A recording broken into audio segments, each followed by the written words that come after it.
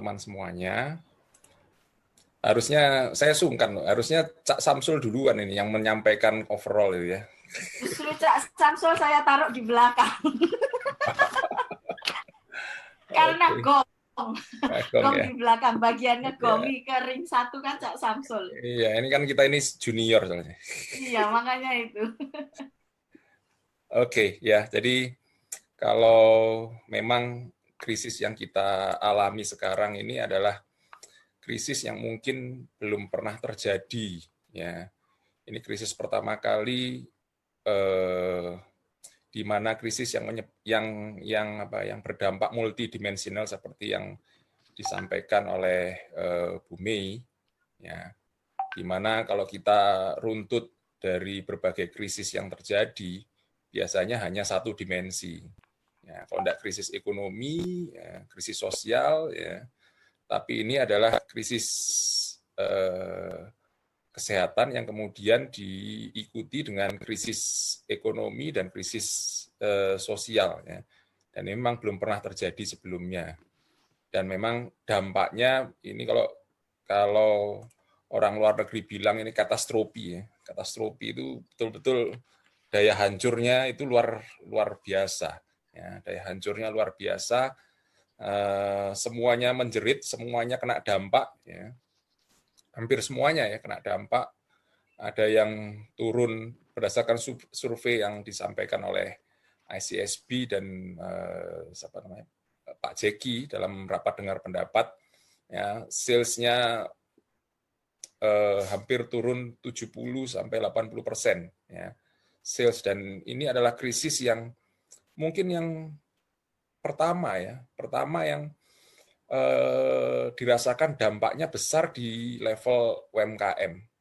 Biasanya kalau krisis-krisis ekonomi biasanya yang kena dampak terbesar itu biasanya perusahaan menengah dan perusahaan besar, ya, seperti kalau kita alami krisis tahun 97, ya, itu yang kena dampak adalah perusahaan menengah, terutama perusahaan besar, ya. Tahun 2008 krisis Amerika juga perusahaan-perusahaan besar, ya, lembaga-lembaga keuangan besar. Tetapi untuk kali ini yang kena dampaknya sampai ke mikro kecil, ya, dan mungkin menengah. Dan ini betul-betul pemerintah yang biasanya mengandalkan topang UMKM yang biasanya menopang ekonomi kita tahun 97 ketika krisis tahun 97-98 UMKM itu menopang ekonomi kita, ya, untuk tahun kali ini itu agak sulit, ya, karena UMKM juga terdampak, gitu, ya. Dari survei, ya, yang dilakukan oleh beberapa lembaga survei, ya, dengan adanya krisis ini UMKM rata-rata kira-kira 70-80%, salesnya turun, ya. Dan hampir ada yang tutup sama sekali, kemudian ada yang terdampak tadi, salesnya turun drastis, kemudian ada yang sudah tutup, dan kemudian berganti mungkin menjadi produk. Nah, untuk memahami apa yang terjadi, ya, saya melihat krisis ini dari 4 perspektif, ya. Saya melihat bahwa ada perubahan perilaku konsumen, ya, 4 perubahan besar, ya, perilaku konsumen saat ini. Dan saya rasa UMKM harus bisa membaca ini, ya. Harus bisa membaca ini. Jadi ada pergeseran, gitu, ya. Dan saya barusan membaca dari hasil survei dari McKinsey, ya, dari hasil McKinsey ternyata salah satu hasil surveinya mengejutkan saya, ternyata pembelian itu ternyata tidak turun, ya, ternyata tidak turun, ya, pembelian. Kalau nanti saya tampilkan ya datanya, apa bisa tampilkan datanya, Ibu, ya? Bisa. Bentar.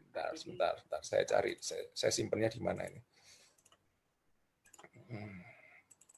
Oke, Nah, bisa. ini surveinya McKinsey. Oh, sorry. Bukan McKinsey, surveinya AC Nielsen. Ya, AC Nielsen. Bisa Bu, bisa ditampilkan Bu. Eh, Oh saya yang nampilkan ya, Pak saya ya. Dedi bisa, Pak Dedi Ya bisa langsung. lupa saya bisa nampilkan. Ini AC Nielsen. Nah, ini adalah kelihatan ya Bu ya. Ya, kelihatan. Sip. Ini adalah survei dari AC Nielsen ternyata. Ya, dari gambar ini, kalau Ibu lihat dari gambar ini, dari week pertama ya, week pertama ketika Pak Jokowi mengumumkan bahwa ada warga Indonesia yang terinfeksi dari week 1 ke week 2 sampai week 10, Ibu lihat di sini bahwa daya beli itu relatif tidak berubah ya, dibanding 2009 sampai 2020 ya di sini. Artinya spendingnya ya, pembeliannya rumah tangga itu tidak banyak berubah. Ya, ini Jakarta, ini adalah Indonesia. Ya. Artinya sebenarnya di sini kita masih lihat ada prospek sebetulnya. Ya, artinya pembelian masyarakat relatif tidak berubah, hanya mungkin barang yang dibeli mungkin terjadi shifting. Beberapa survei yang dilakukan oleh ada lembaga, saya lupa lembaga surveinya, itu menyebutkan bahwa ada shifting dari aktualisasi diri ya kita spend untuk aktualisasi diri, hobi dan lain sebagainya, itu kemudian mulai beralih ke dasar piramidnya, ke dasar piramid. Nggak salah ini surveinya ya. Ini surveinya.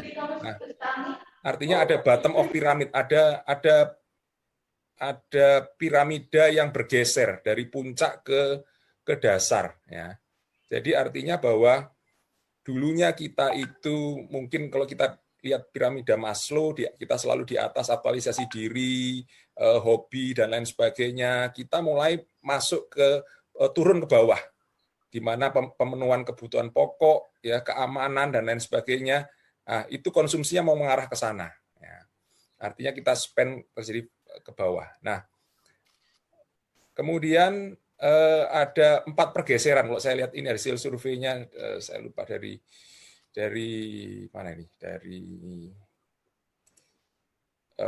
Pak Yuswadi. Ya, Pak Yuswadi ini hasil surveinya menunjukkan bahwa ada 4 pergeseran dan ini harus diantisipasi oleh UMKM. Ya. Karena apa? Karena sebenarnya masyarakat masih ada daya belinya, masih ada. Ya.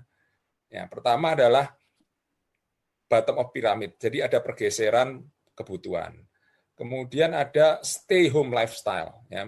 Artinya dari biasanya kerja di rumah, traveling, sekarang mulai semuanya dilakukan di rumah. Ya. Jadi artinya ada barang-barang yang memang dibutuhkan untuk orang di rumah. Misalnya kalau saya bekerja dari rumah, maka saya nggak bisa masak, maka saya perlu barang-barang yang praktis yang bisa saya masak instan ya. Yang sesuatu yang instan itu kemudian menjadi trennya menjadi semakin tinggi ya. Kemudian adanya emphatic society ya. Masyarakat mulai berubah, yang dulunya cuek tidak peduli ya. Sekarang mulai kemudian dia peduli ya. Ya, sekarang banyak orang membagikan sembako, ya membagikan peduli pada orang-orang yang membutuhkan, dan itu kemudian seperti viral ya. Ya semua orang ingin menunjukkan bahwa kepedulian terhadap orang-orang yang membutuhkan. Kemudian yang terakhir adalah go virtual ya.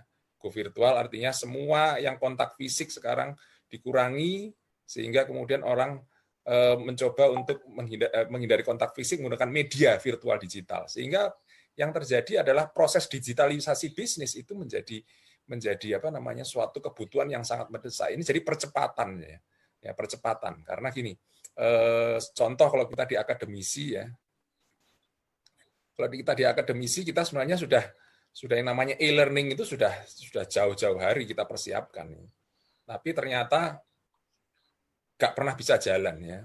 Sekedar informasi bahwa Ubaya punya e-learning, tapi yang make itu hanya kira-kira 20-30%. Ya.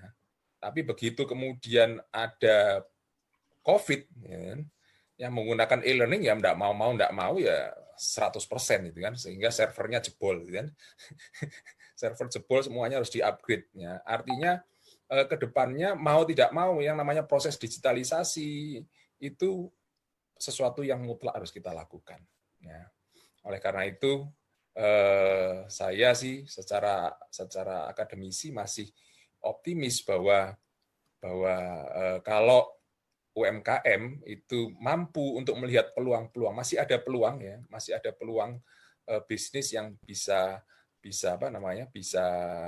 diambil ya dengan melihat memotret fakta atau fenomena yang terjadi yang saya sampaikan tadi. Ya. Itu dari saya, Bu Mei. Terima kasih. Oke, jadi kalau Pak Dedi berdasarkan penelitian bahwa ini semua memang terdampak, tetapi daya beli masih tetap gitu ya Pak ya. Ya, hasil survei jadi ya. ada kemungkinan bahwa ya hasil survei. Jadi ada kemungkinan bahwa semuanya ini shifting gitu ya Pak Dedi ya. Itu oke. Baiklah, terima kasih Bapak Dr. Dedi Marsiano.